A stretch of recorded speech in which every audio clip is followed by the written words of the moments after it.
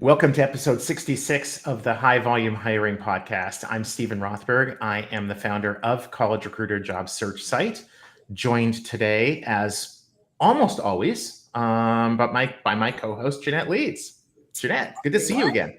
Great to see everyone as well. I'm Jeanette Leeds. I've been in the HR tech space for over 20 years, HR entrepreneur, AI evangelist, and innovator. And we are so happy to have Adam here, who is the CEO of Paradox.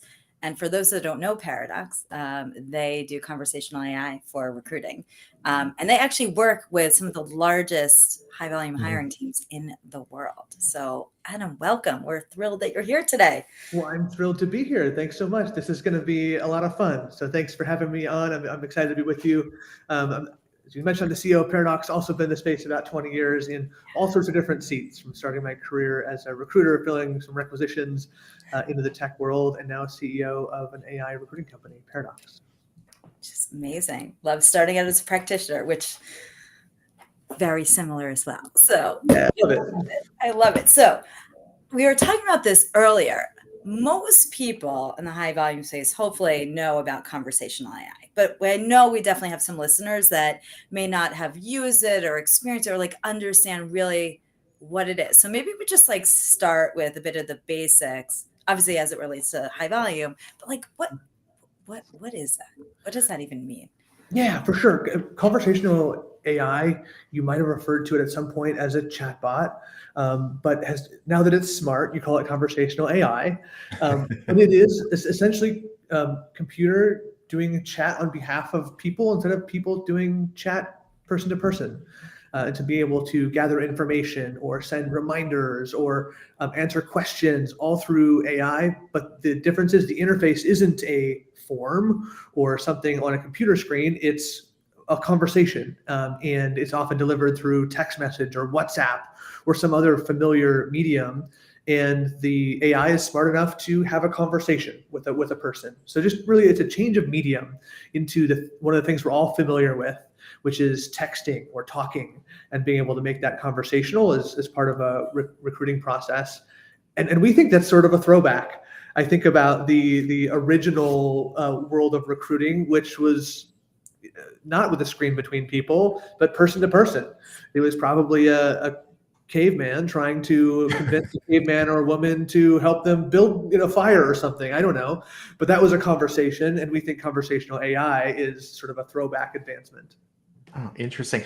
So when I think of the chatbots, and I'm glad you kind of distinguished that, maybe I can make sure that I'm on the right page. When I think of the early chatbots, it was kind of like some of the chatbots that I still use. Like if I have a problem with an order from Amazon, is this the order you're looking for? And you click, if it's not, how many items? Is it one item, two items, three? So it's very much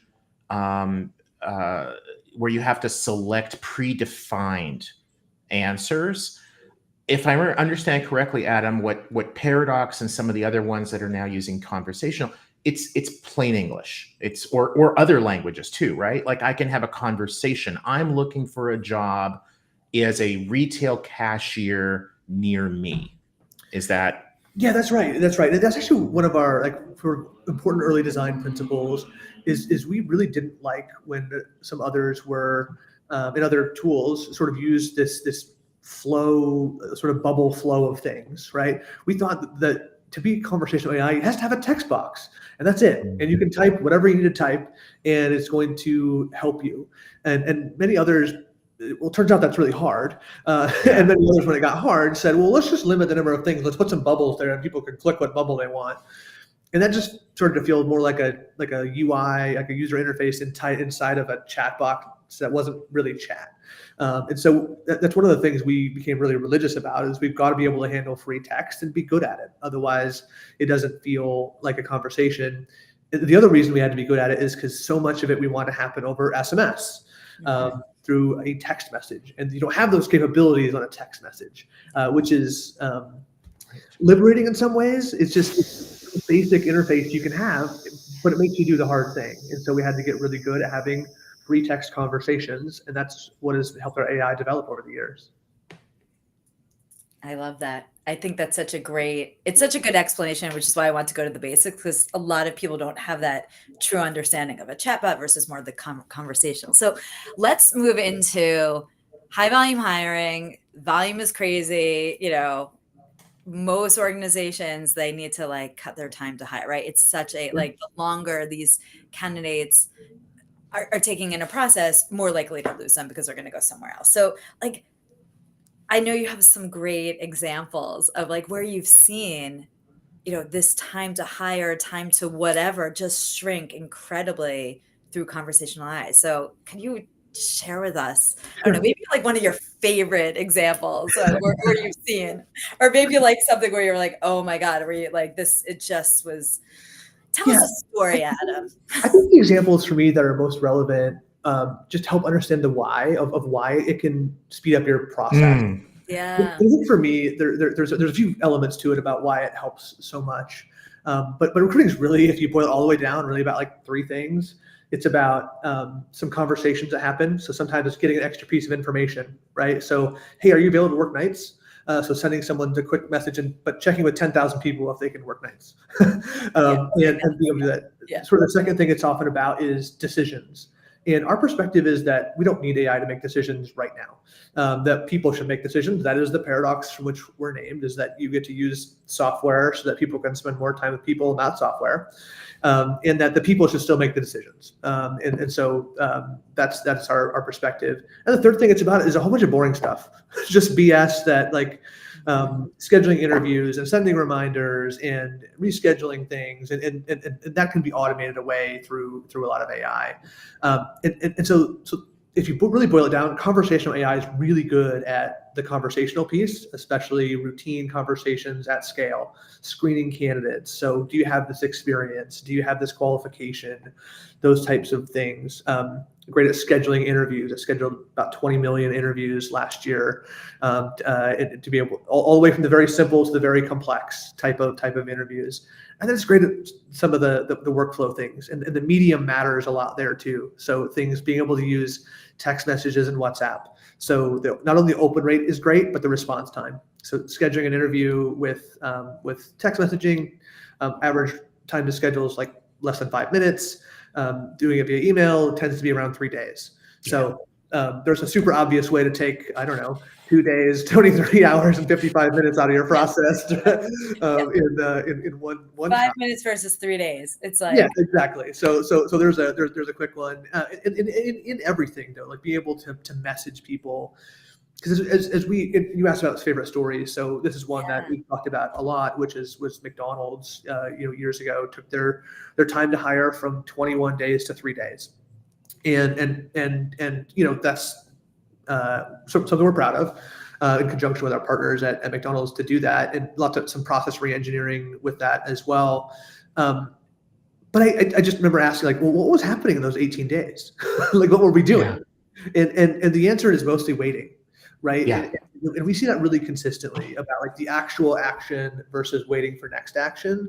And it's because people are busy. If you're running a store and you're already understaffed, you've got 4 jobs, people would be like, oh, I only look at the applications on Tuesdays, or things like that. They batch process, and that just adds time. And then there's the scheduling part, which is, being able to play phone tag with someone for days and days, and then probably reschedule it after that. And have that happen. And then there's all the administrative things that happen in the back end of the process, right? How do I coordinate with this person about their shift schedules and get their paperwork done, and all of those things. So it really is just being able to take out the waiting part and have that person who's focused on it. And the person, for us in this case, is our assistants, being able to push and ask the candidate for the next action. Hey, you don't have this done. Hey, can you do this? And be able to be persistent and pleasant, as well as answer their questions, being able to just drive that home. So I think that's one of my favorite stories. And just for me, like when I think about the volume space, like people sometimes talk about candidate experience. Like speed and candidate experience are the same thing. They just are. Like in this space, like no one is looking for self-actualization by applying for a job and somewhat like getting denied, right? Like I'm not trying to like find myself. I just need to know really fast whether or not I can get hired or not. Yeah. Can I get a job in McDonald's? Like, do I have it? Do I not? Like, how quickly can I get in or go somewhere else? Yeah. Yeah. So even if like, I love that the phrase around your baby. Or you get that immediate response and you've got an interview tomorrow morning at 9:30, and then you're going to hear back, yay or nay, or we need this document or whatever in another 12 hours, and 3 days from now you're starting, which Right. means that you're not as likely to apply to work for Burger King, Wendy's, Walmart, Amazon, whatever. Like when it's a 21-day cycle, you're Right. going to apply to 12 places or 120 places. If it's 3 days, maybe you only apply to a few. That's 100% right. And that's actually one of the places we see that play out in our data is the place where people get hired the most from a media perspective is actually people that walk into a store or a location and they text the number on the wall. So like you've probably seen these at retail locations that says text, apply to 1, 2, 3, 4, 5. Those are often our short codes. And we see those people get hired 3 times as often as people that apply on job boards. And there's a few reasons for that. Like one of those is because they're familiar with the location, right? They know they can get there. They were already there. 2, they have some brand affinity. They eat at your restaurant or wear your clothes at your store, shop at your store. Like there's some brand connection. But the one, to your point, Stephen, is they didn't apply for 10 other jobs. They weren't on somewhere and applied for 10 jobs that week. They applied for that one. And if you can catch them quickly, if you can automate that process, get the interview scheduled, get the decision made, that converts much higher than someone that applies to 10 jobs. Right. Jeanette, I think we have time for one more question. You want to take it? Because I can see your lip. I've got one. Which I think is so specific to the high volume recruiting space versus, professional hiring or executive or whatnot, is that there is this in-person element that you don't see as much. People are stopping by. Either, again, they're going shopping, or they may be checking it out. And I've seen with hospitality as well. And I'm curious if you've seen hospitality, maybe if they're, a server or bartender, they want to check out the scene almost. Is it busy? Am I going to be able to make tips or make extra money? And then they'll apply there. Can I see myself working there? Yeah, there's this in-person element that I haven't seen as much over the years with, again, our desk jobs, right? So I'm curious, you must have, it sounds like that, but just. Yeah, well, but wouldn't you if you could? Yeah. Right? Like for any job, even if I was working at a data scientist somewhere or some other desk job. If I could hover for a day, wouldn't you? Yeah. go check out what that would be. But and that's something too that is an interesting challenge for us that is that many candidates now never visit a career site. So as we think about all the time and effort that people go into putting into the branding, and they should, right, to do that. But I think what's changing is how some of that gets delivered. So you mentioned the one that's physical space. I think the others are starting to be things, some of the direct apply, things like Indeed apply, and those types of things where your data goes straight from Indeed to Paradox in our example. And so they never visited a career site. And so the challenge for us then is how do we take those same brand messages and get the messages we wanted to get in a sort of longitudinal way over a process rather than in a career site. And where we've come to is it's actually way better because we can send people messages because we know when some things are happening. We can send them the right messages at the right time. Hey, guess what? I should tell you some interview tips right before the interview. And when should I give you your brand message after the interviews end when you're thinking about making your decisions, those things. And so because we know when things are happening in the process, we can send text message of a quick video or a message to give information at the right times in the process. And so the same content that they might have browsed to on a career site, we can still give to them, but we just get it to them in a different way, which I think is an interesting thing about the volume space because so many of them never get that information in the traditional way. Super fast. I'm so glad you talked about it because that was not a benefit that I had thought about, but it's not precluding any candidate from going to the career site, right? You want to go to McDonald's career site and look at the videos or the story, what it's like to work there, what the benefits are. Great, please do. But like you say, a lot of candidates don't. and they may not even know that that information's there. If they don't know it's there, it might as well not exist. You can kind of push it out to them in a drip, drip, drip manner to help ensure that they see it. And you know, an informed candidate is I think much more likely to be a happy candidate and to be a hired candidate. And Ooh, I should trademark that. You should. I mean, you want them to show up informed, right? You want them to show up knowing something about the brand, knowing something about what it would be like to work there, so they can impress that hiring manager and get hired. So that serves everyone. Yeah. Awesome. Well, we're out of time. I wish we had another half hour. Jeanette, Adam, thank you so much. Also, to our friends at Itabu for sponsoring it, for sponsoring the podcast, and check them out. Definitely one of the leading organizations for job distribution. I suspect that Paradox, I know College Recruiter does. We have a lot of employers who use the three organizations. We work nicely together. Adam, yeah. Cheers. Enjoy your time in Chicago. And Jeanette, until next time. Until next time. Thank you, Adam. Thanks, everyone. Have Thanks, a great guys. day.